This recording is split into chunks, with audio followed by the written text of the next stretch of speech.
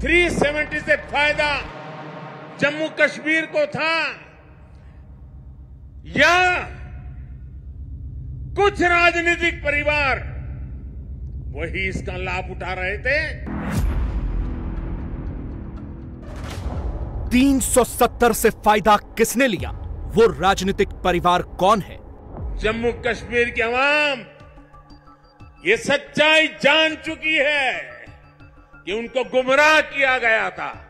कुछ परिवारों के फायदे के लिए जम्मू कश्मीर को जंजीरों में जकड़ दिया गया।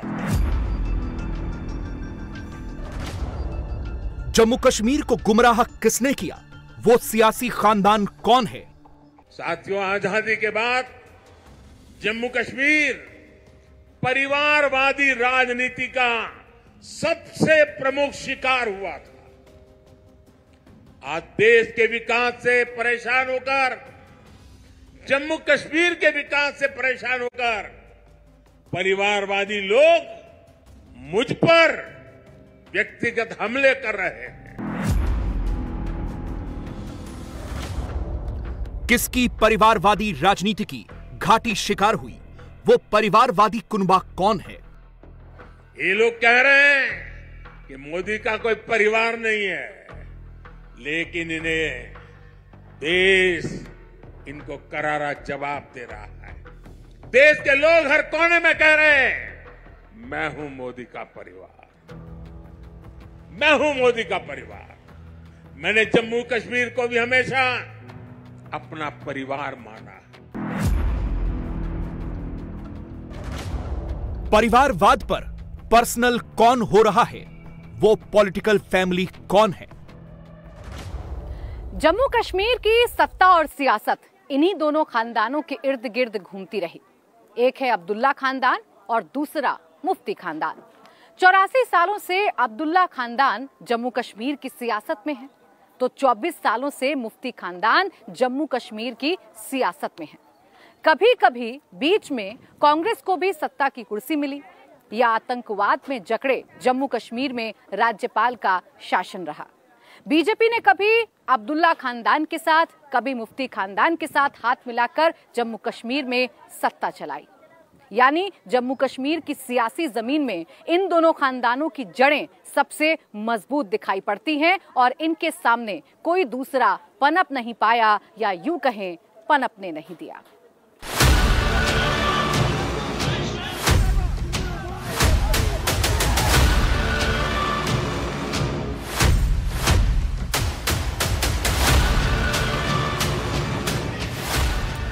साल 1932 में शेख अब्दुल्ला जब जेल से बाहर आए, वो तय करके आए थे कश्मीर में वो खुद की सियासी पार्टी बनाएंगे। अब्दुल्ला खानदान की राजनीति में यहीं से एंट्री हुई।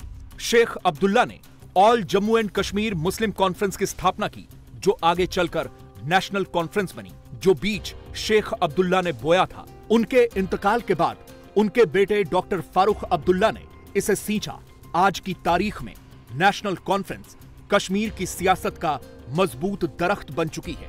पॉलिटिकल फैमिली के फैमिली मैन फारूक अब्दुल्ला हैं, नेशनल कॉन्फ्रेंस के होल सोल हैं। इस बार लोकसभा के इलेक्शन में नहीं उतरे हैं, लेकिन ड्राइविंग सीट पर बेटे उमर अब्दुल्ला को बिठा दिया है। आज सवाल है, मैं मायूस नहीं कि इलेक्शन हमारे से पीछे कर दिया गया है। अल्लाह इज्जत देने वाला और इंशाअल्लाह अल्लाह ताला हमारे गठबंधन को इज्जत देगा और सारे वतन में नई हवा। बारामूला सीट से उमर अब्दुल्ला चुनाव लड़ रहे हैं। उनका मुकाबला पीपल्स कॉन्फ्रेंस के सज्जाद लोन से है। पीडीपी ने यहां से फैयाज मीर को उतारा है, लेकिन असली लड़ाई सज्जाद लोन और उमर अब्दुल्ला के बीच में है।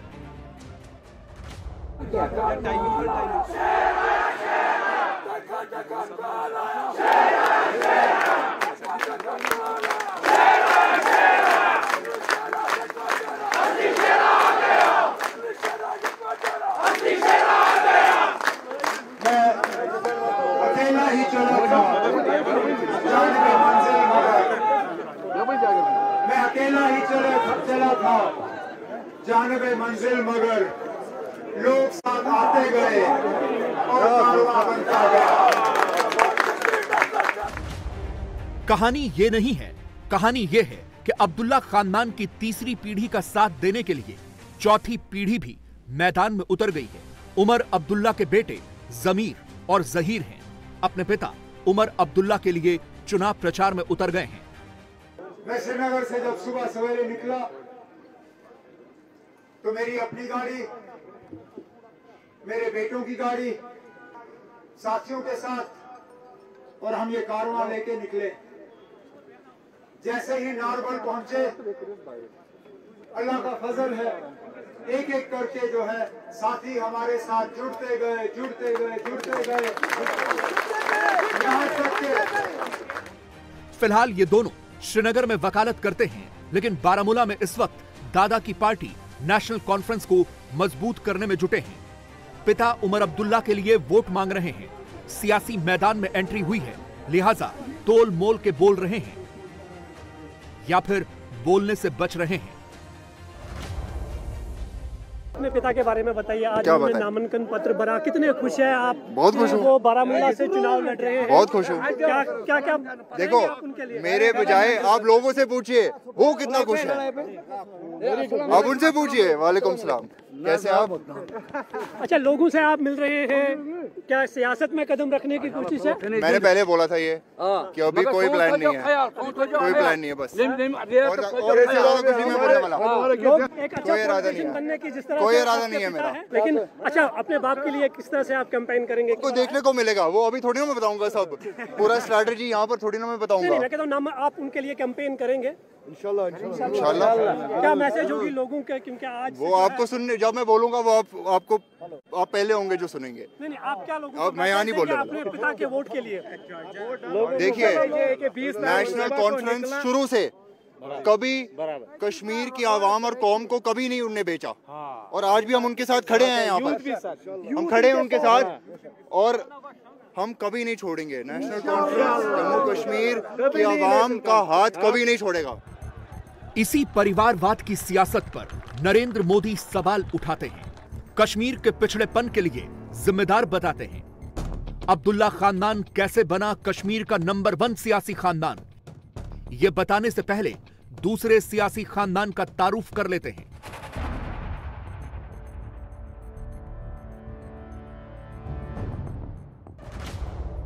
साल 1999 में मुफ्ती मोहम्मद सईद ने पीडीपी बनाई।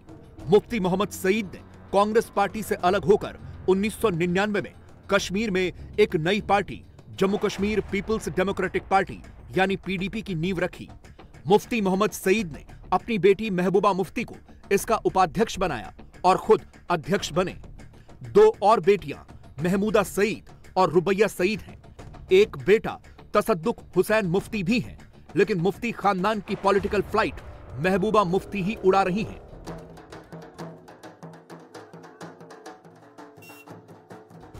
महबूबा मुफ्ती इस बार अनंतनाग राजौरी से मैदान में हैं और इनका मुकाबला अब्दुल्ला खानदान की पार्टी के मियां अल्ताफ अहमद लारवी से है। फैसला जो किया वो कबूल नहीं है। जो अब हमारी पहचान, हमारी जमीन, हमारी नौकरियां, हमारी रेत बाजरी से लेके हमारी बिजली सब लेना चाहते हो, वो जम्मू कश्मीर के लोग कबूल नहीं करेंगे। तो इसलिए आज मैं आप सब लोगों के पास आई हूं। मैं किसी बरादरी के नाम पे आपसे वोट नहीं मांग रही हूं, क्योंकि मैं मांग रही हूं वोट मुफ्ती साहब का बड़ा अकीदा था इस इलाके के साथ। मुझे कई लोगों ने कहा आप श्रीनगर से क्यों नहीं लड़ती हो, यहाँ क्यों जा रही हो, ये बड़ा दूर दराज इलाका है, बड़ा मुश्किल इलाका है, आपके लिए बड़ी मुश्किलें पैदा करेंगे। तो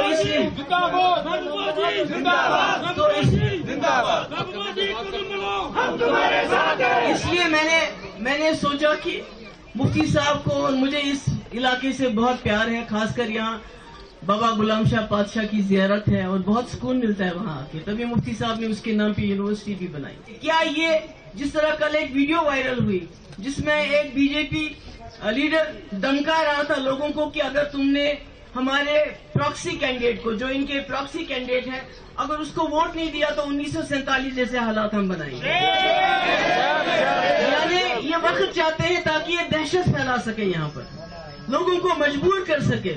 मगर मैंने जो यहाँ पर बलबला देखा, लोगों का इस्तेकबाल देखा, मुझे यकीन है कि आप मुफ्ती साहब को नजर में रखते हुए, मुझे नजर में रखते हुए 25 जून को निकलेंगे, 25 मई को निकलेंगे, वोट डालेंगे। इंशाल्लाह मैं कामयाब हो जाऊंगी, मैं फिर आऊंगी। मुफ्ती खानदान की तीसरी पीढ़ी महबूबा मुफ्ती के बैकअप के लिए प्रचार में उतर गई है।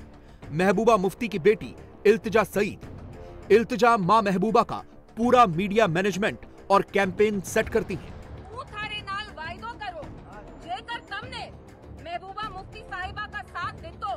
प्रचार में मां के लिए वोट मांग रही हैं। इल्तिजा अपने नाम की तरह सुलझी हुई हैं, लेकिन सियासी विरोधियों पर आक्रामक रहती हैं। आप खुद देखिए, जम्मू कश्मीर 2019 से एक लेबोरेटरी बन गई है, जहां पे आप कोशिश करते हैं कि आप पीडीपी को पहले तोड़ें। जब वो भी नहीं टूटती है तो फिर आप बाकी पार्टीज को क्रिएट करने की कोशिश करते हैं, लेकिन people don't like these parties ना, उनका उनमें यकीन है। अब आप जबरदस्ती चाहते हैं कि वो आप लोगों पे थोपे, तो people will not accept this. आपने खुद देखा कल जो इनके लीडर्स हैं कितने जहरीले बयान दे रहे थे कि अगर आप हमारी प्रॉक्सी पार्टीज के लिए वोट नहीं करोगे, दे वर टेलिंग पहाड़ीज वी विल शो यू, हम 1947 जैसा कम्युनल एक सिचुएशन क्रिएट करेंगे। तो बीजेपी को तो बस यही आता है, दंगेबाजी, हिंदू मुसलमान करना। So we condemn this. Abdullah खानदान की चौथी पीढ़ी और मुफ्ती खानदान की तीसरी पीढ़ी दोनों की सियासत में एंट्री हो चुकी है। इन्हीं दोनों खानदानों पर यह आरोप लगता है कि उन्होंने अपने और अपने परिवार के लिए किया, कश्मीर और कश्मीरियों को सत्ता पर काबिज रहने के लिए यूज किया। और जब कभी इनकी सियासत की गाड़ी धीमी पड़ी तो पाकिस्तान परस्ती और आतंकवाद पर नरमी जैसे मुद्दों से चार्जअप किया। प्रधानमंत्री नरेंद्र मोदी जब जम्मू कश्मीर आए और उन्होंने परिवारवाद पर हमला बोला तो इशारा अब्दुल्ला खानदान और मुफ्ती खानदान पर था। नरेंद्र मोदी के खिलाफ ये दोनों एक हैं। नरेंद्र मोदी के खिलाफ दिल्ली में बने विरोधी कैंप के दोनों एक्टिव पार्ट हैं। दिल्ली में दोनों एक हैं, लेकिन जम्मू कश्मीर में एक दूसरे के खिलाफ लड़ते हैं। जम्मू कश्मीर की सत्ता और सियासत में ये दोनों खानदान कैसे काबिज रहे और क्या जम्मू कश्मीर को पीछे धकेलने में ये दोनों खानदान जिम्मेदार हैं? सबसे पहले बात अब्दुल्ला खानदान की करते हैं। शेख अब्दुल्ला की बेटी खालिदा उनके काफी करीब थी, लेकिन जब राजनीतिक विरासत सौंपने की बारी आई तो शेख ने अपने बड़े बेटे फारूक को ही चुना। 1980 में शेख ने श्रीनगर सीट से चुनाव लड़ने के लिए फारूक को टिकट दिया। फारूक श्रीनगर से चुनाव जीत गए। 1 साल बाद ही शेख ने बेटे को पार्टी की जिम्मेदारी सौंपने का मन बना लिया। फारूक की ताजपोशी को यादगार बनाने के लिए शेख अब्दुल्ला ने पार्टी के नेताओं की मीटिंग बुलाई। इस मीटिंग में तय हुआ कि 21 अगस्त 1981 को पार्टी की कमान संभालने से पहले फारूक श्रीनगर में एक रैली निकालेंगे। कार्यकर्ताओं को जिम्मेदारी दी गई कि फारूक के समर्थन में श्रीनगर के हर घर से लोग रैली में शामिल हों। इस दिन लाखों लोग फारूक की रैली में शामिल हुए। श्रीनगर की सड़कों पर नेशनल कॉन्फ्रेंस के समर्थन में नारा गूंज रहा था, नेशनल नेशनल, सारे हैं नेशनल। शेख अब्दुल्ला ने एक होटल की बालकनी से फूल बरसाकर जुलूस का स्वागत किया।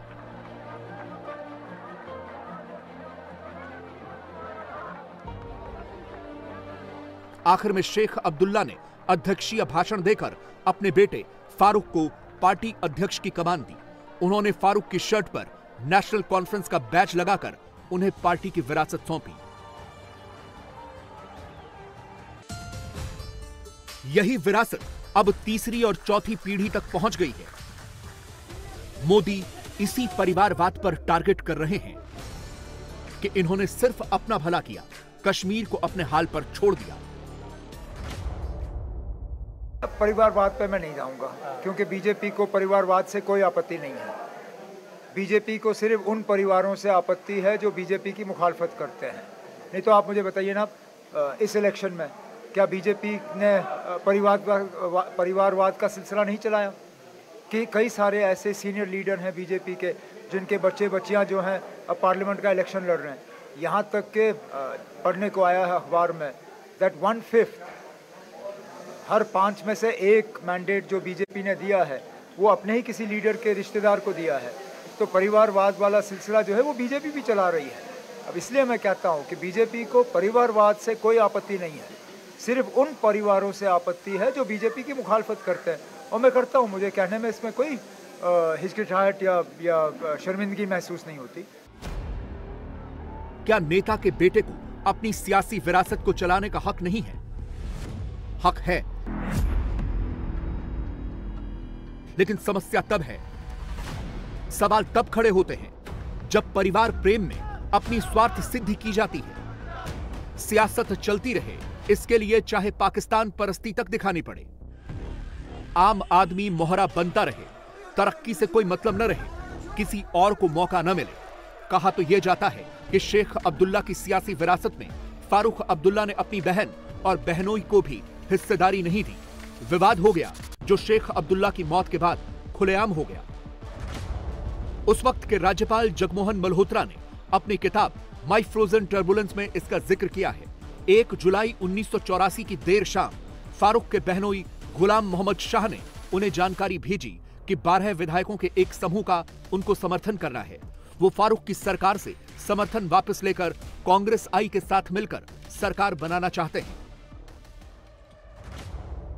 अगली सुबह जब जगमोहन ने सरकार बर्खास्त करने का पत्र फारूक को दिया तो फारूक ने उनसे विधानमंडल का सत्र बुलाकर पटल पर बहुमत परीक्षण कराने की मांग की। फारूक इतना गुस्से से भर गए थे कि उन्होंने अपने सामने रखी मेज पर जोर से हाथ मारा और अपने बहनोई की तरफ इशारा करते हुए राज्यपाल से कहा कि जो सही लगे वो करो, लेकिन इस आदमी को मुख्यमंत्री मत बनने देना। अगली सुबह करीब 11 बजे इंदिरा गांधी से इस मसले पर बात हुई और हरी झंडी मिलते ही फारूक की सरकार को बर्खास्त कर दिया गया और फिर कांग्रेस और अन्य के समर्थन से गुलाम मोहम्मद शाह जम्मू कश्मीर के मुख्यमंत्री बन गए। सियासत इसी का नाम है। जिस कांग्रेस ने सरकार से फारूक अब्दुल्ला को बेदखल कर दिया, जिस इंदिरा गांधी ने सियासी विरासत छीनने में देर नहीं की, आज उसी कांग्रेस के साथ फारूक अब्दुल्ला और उमर अब्दुल्ला खड़े हैं और अब इसी में फ्यूचर नजर आ रहा है। अब इलेक्शन निकल जाने दीजिए, आप पहले ही हमारा जनाजा निकाल रहे हो। अभी हम जिंदा हैं ना, अब एक स्टेज पे बैठे हैं, एक दूसरे से बात कर रहे हैं, एक दूसरे के लिए वोट मांग रहे हैं। आपने हमारा कफन भी नाप लिया और कब्र भी खोद रहे हो। अभी इंतज़ार करिए ना, अभी हमें जान है थोड़ी बहुत। इलेक्शन के बाद के हाल का हम इलेक्शन के बाद बात करेंगे ना। परिवारवाद पर जब मोदी कुछ कहते हैं तो ये बातें चुभती हैं और ये जानते हैं कि मोदी के पास परिवारवाद एक ऐसा अस्त्र है जिसके लपेटे में पूरा इंडी अलायंस है। इसीलिए जब लालू ने मोदी के परिवारवाद पर तंज कसा था, तब उमर अब्दुल्ला ने सबसे पहले सवाल किया था कि मोदी पर पर्सनल अटैक कर सेल्फ गोल करने जैसा है, बात मुद्दे की करनी चाहिए। 400 पार की तो अब ये बात भी नहीं कर रहे हैं। अब कौन 400 पार की बात कर रहा है? मैंने तो दूसरे फेज के बाद 400 पार सुनना ही बंद किया। मुझे तो सुनाई नहीं दे रहा 400 पार। अब तो वो सिर्फ अब की बार दोबारा हुकूमत बनाने का दावा कर रहे हैं। 400 तो वो कब के भूल गए। अब जैसे जैसे आपके फेज बढ़ते जाएंगे वैसे वैसे उनका नंबर भी कम होता जाएगा। मैं तो कहता हूँ सिंपल मेजॉरिटी भी आ जाए तो बहुत बड़ी बात होगी इनके लिए। उमर अब्दुल्ला बारामूला में प्रचार करने जा रहे हैं तो फोकस्ड होकर मुद्दों की बात कर रहे हैं और परिवारवाद पर जवाब देने से बच रहे हैं। अब ये परिवारवाद की सियासत का दबाव है या उमर अब्दुल्ला की रणनीति? लेकिन जब उमर अब्दुल्ला ने अपने गढ़ श्रीनगर लोकसभा सीट छोड़कर बारामूला से लड़ने का ऐलान किया तो सभी हैरान रह गए। इसी से समझ लीजिए, फारूक पहली बार 1980 में श्रीनगर सीट से ही सांसद चुने गए थे। इसके बाद वो 2009, 2017 और 2019 में भी श्रीनगर सीट से ही जीते थे।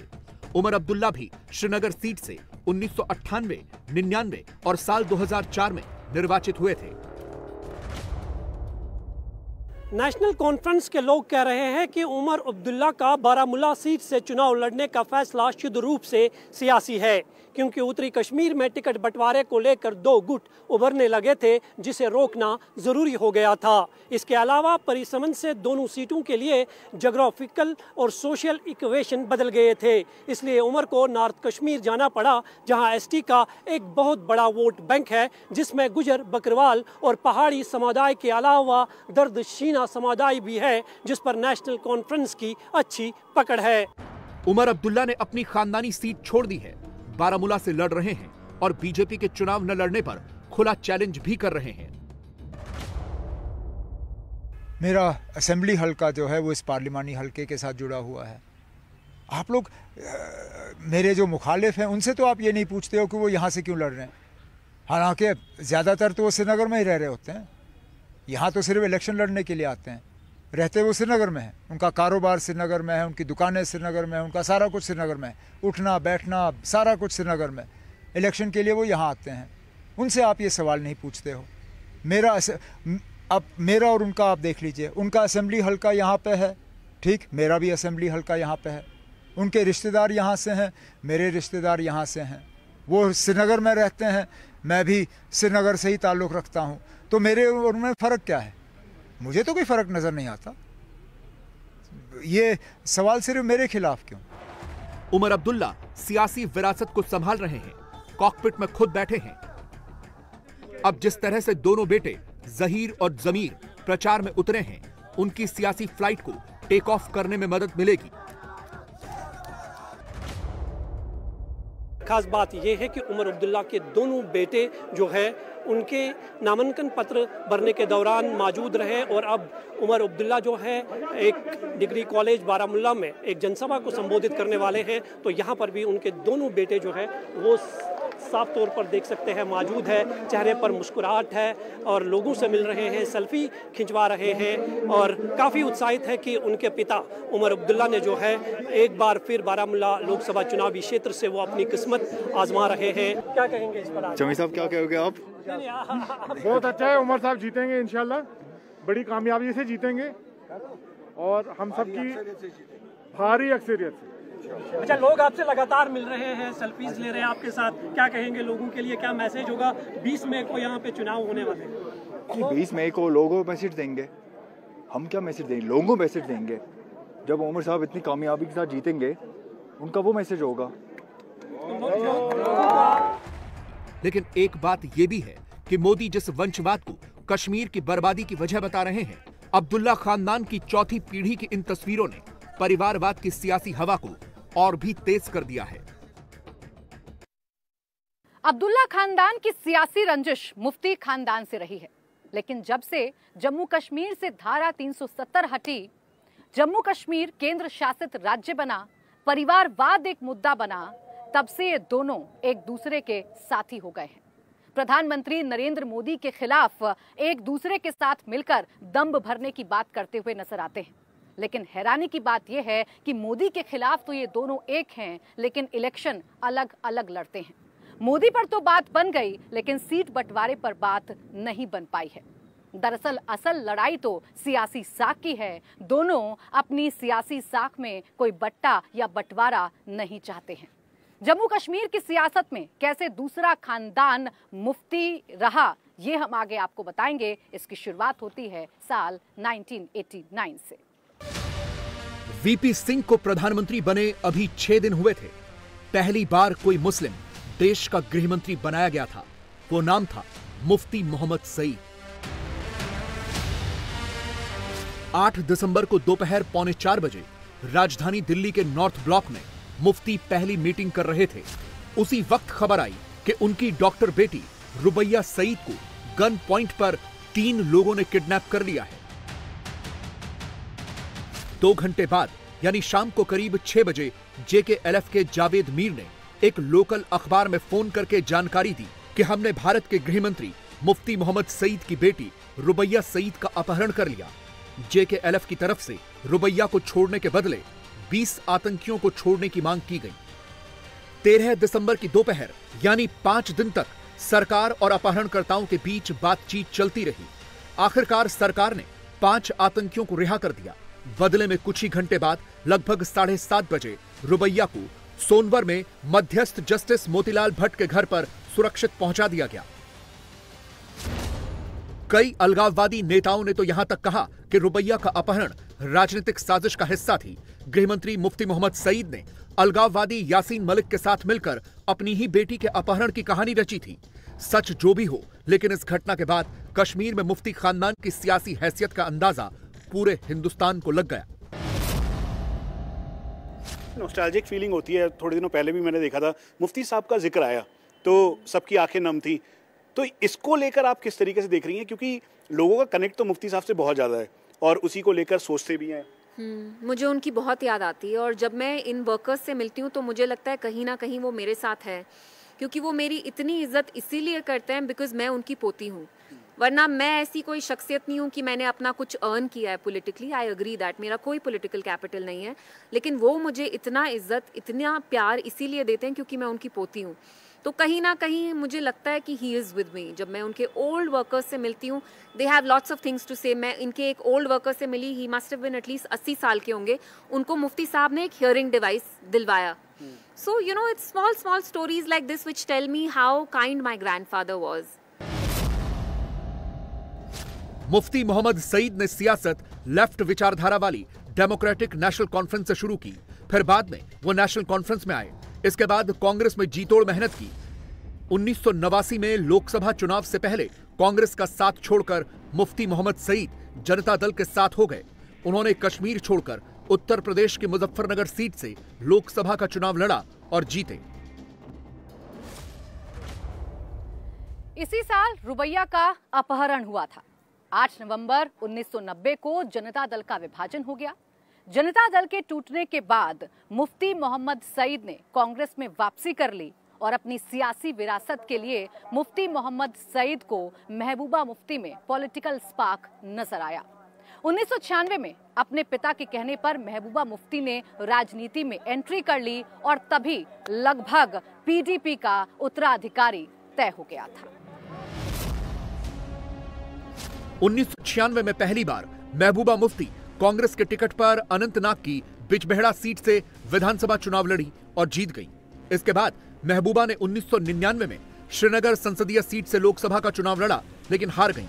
इसी साल महबूबा मुफ्ती के पिता मुफ्ती मोहम्मद सईद ने कांग्रेस पार्टी से अलग होकर 1999 में अपनी नई party Jammu Kashmir People's Democratic Party यानी पीडीपी बना ली। मुफ्ती मोहम्मद सईद ने अपनी बेटी महबूबा मुफ्ती को इसका उपाध्यक्ष बनाया और खुद अध्यक्ष बने। मुफ्ती साहब का जहाँ तक सवाल है तो मैं उनको भूली कब जो मैं उनको याद करूं। वो हर वक्त मेरे साथ होते हैं क्योंकि हम एक दूसरे के साया होते थे। साये की तरह हम एक दूसरे के साथ चलते थे, डिस्कस करते थे, बात करते थे, डिबेट करते थे। तो मेरे ख्याल में मुफ्ती साहब को 50 साल उनके वर्करों ने जिंदा रखा।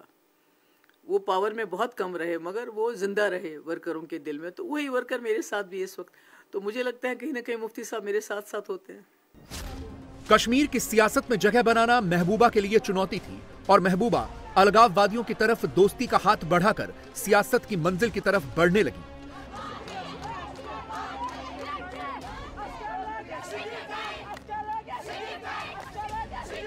आतंकियों के जनाजे में शामिल होते हुए भी देखा गया।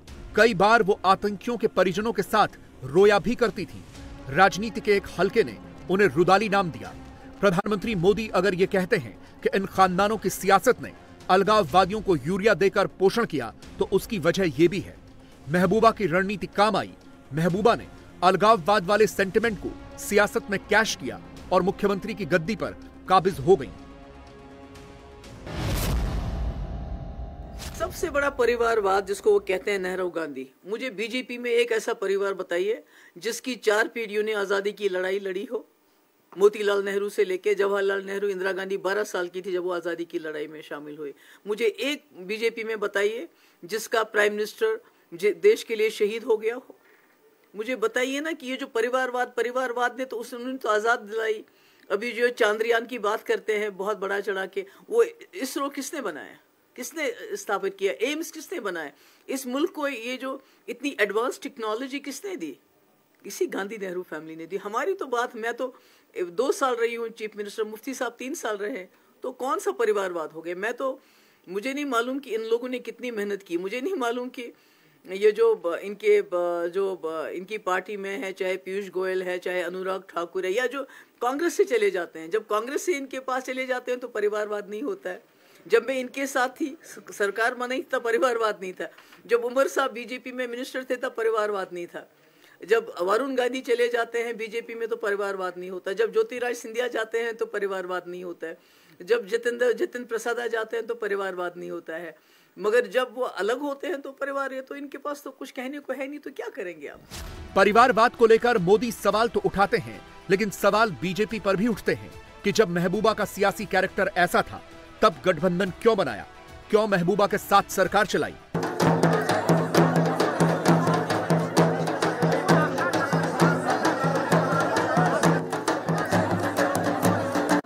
महबूबा पीडीपी की चीफ हैं, रिमोट महबूबा के हाथ में है। पीडीपी की सियासी विरासत को मजबूत करने में जुटी हैं।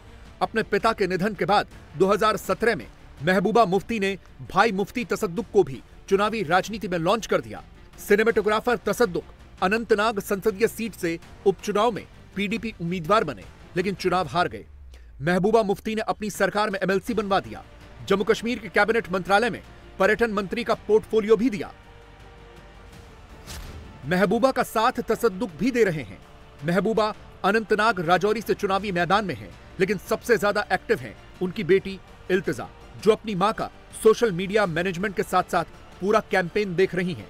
जेकर तमने महबूबा मुफ्ती साहिबा का साथ देतो देवा नंगी तलवार नालू थारे वास्ते लड़ेगी।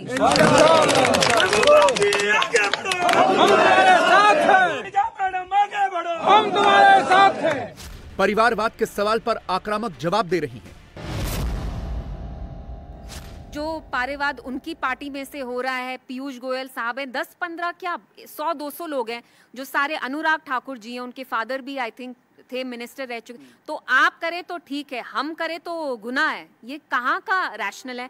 मैं आपको गारंटी देती हूँ, अगर खुदा ना खास्ता हमारी फैमिली में कोई कल बीजेपी में ज्वाइन करे तो मुफ्ती करना है बंद करेंगे।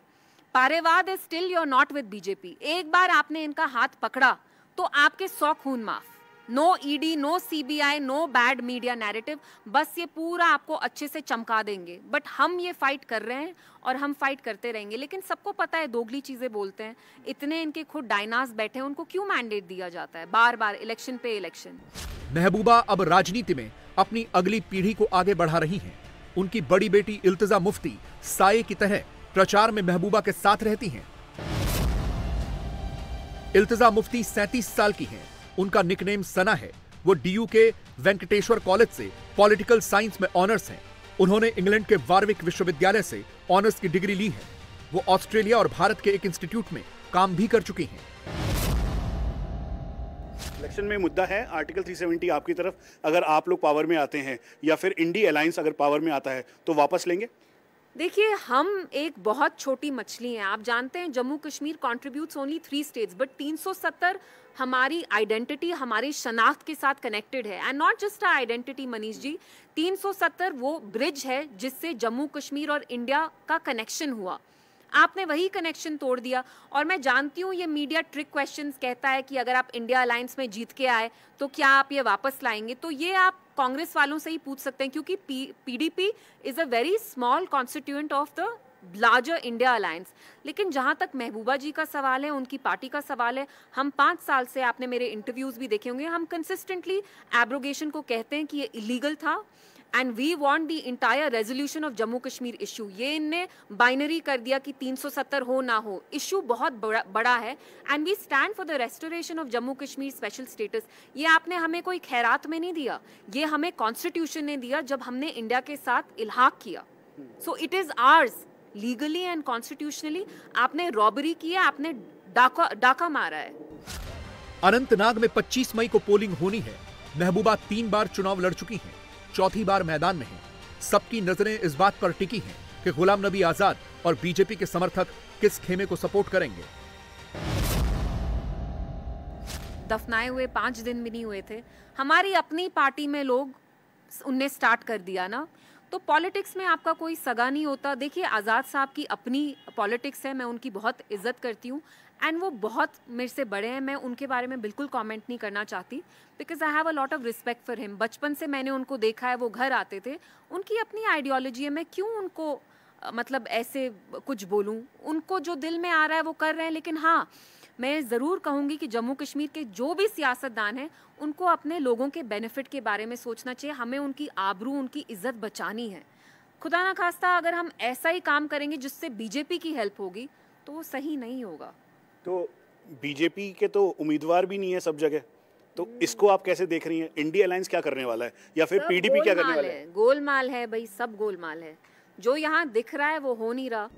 हिंदुस्तान के ताज जम्मू कश्मीर की सियासत आजादी के बाद से ही इन दो परिवारों के घेरे में घूमती रही।